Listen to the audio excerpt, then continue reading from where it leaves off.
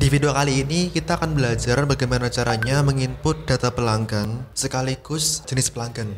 Sekarang tentang jenis pelanggan. Jenis pelanggan itu apa dan fungsinya untuk apa? Mengapa ketika kita menginput data pelanggan ini itu ada kaitannya dengan jenis pelanggan? Sebenarnya apa sih fungsi dari jenis pelanggan itu?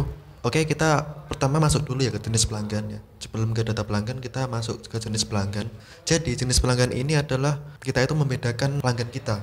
Ada pelanggan jenis reseller, ada grosir, bahkan kalau kita jualan online kan ada dropship juga. Dan ketika nanti kita mengatur data barang ya, data barang dan harga jualnya, kita juga bisa membedakan berdasarkan jenis pelanggan. Di video sebelumnya sudah kita bahas bagaimana cara menginput harga jual berdasarkan jenis pelanggan ya. Jadi jenis pelanggan itu ya kita membedakan pelanggannya. Di sini ada grosir, ada reseller, dan ada umum. Biasanya kalau reseller itu kita beri harga lebih murah dari umum ya. Oke, jadi seperti itu penjelasan tentang jenis pelanggan. Lalu untuk menambah jenis pelanggan ini kita bisa mengklik tombol plus yang ada di bawah ini yang berwarna hijau ya.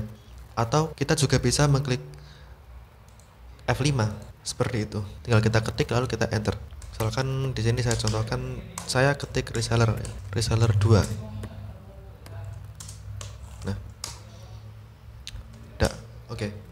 Jadi seperti itu penjelasan tentang jenis pelanggan, dan mungkin bisa dipahami. Kalau masih bingung ya bisa diulangi lagi videonya tadi ya. Oke, kita close lalu kita beralih ke data pelanggan. Jenis pelanggan sudah, sekarang ke data pelanggan. Data pelanggan ini kita langsung klik tambah ya untuk menambahkan data baru.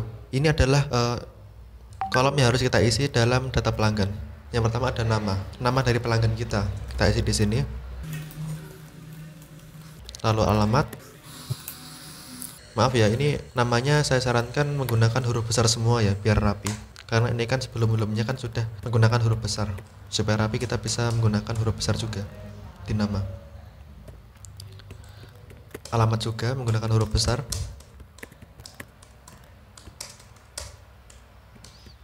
Kota, nomor telepon,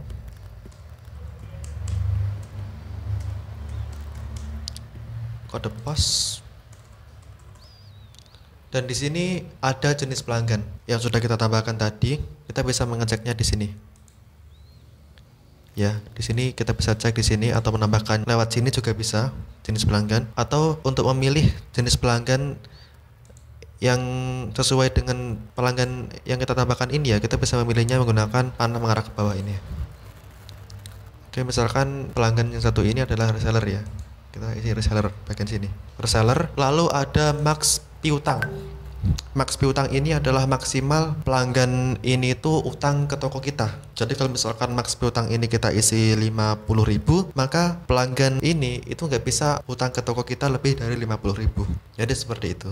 Misalkan kita isi 100.000 ya.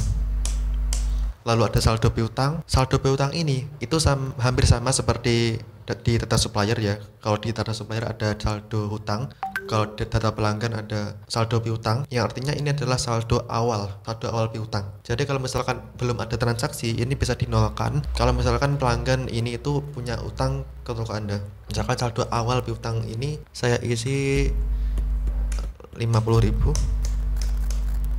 Dan untuk mengisi saldo awal piutang ini bukan hanya di sini ya, kita juga bisa mengisi saldo awal piutang ini di bagian sini, saldo awal piutang. Di sini kita sudah selesai mengisinya, kita simpan. Oke, dan kita juga bisa mengisi saldo awal piutang di sini. Kita mengubah saldo awal piutang di bagian sini. Jadi seperti itu ya, cara menginput jenis pelanggan dan saldo awal piutang. Oke, sekian untuk video kali ini, dan kurang lebihnya mohon maaf, dan sampai jumpa di video Asata Pos selanjutnya.